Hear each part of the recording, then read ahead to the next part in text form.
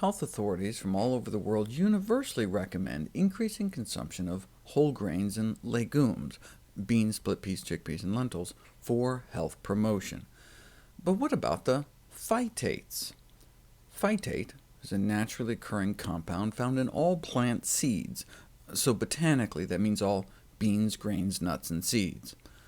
Over the decades, phytate has been badly maligned as a mineral absorption inhibitor. That's why, for example, you hear advice to roast, sprout, or soak your nuts to get rid of phytates, so we can absorb more minerals like calcium.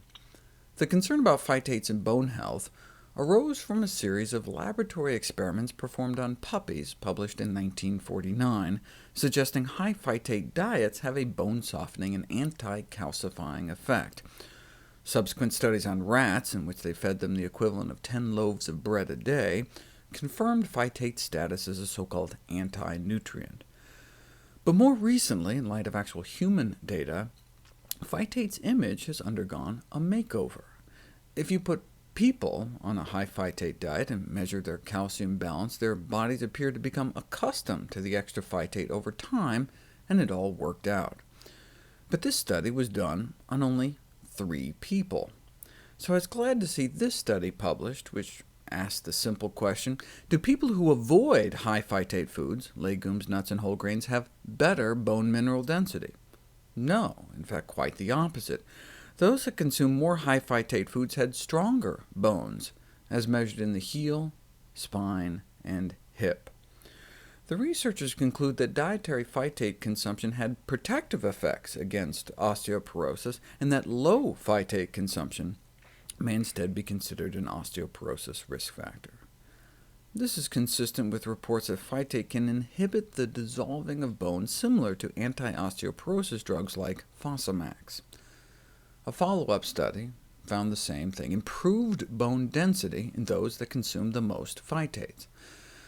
But this is the most convincing study to date, actually measuring phytate levels flowing through women's bodies and following their bone mass over time.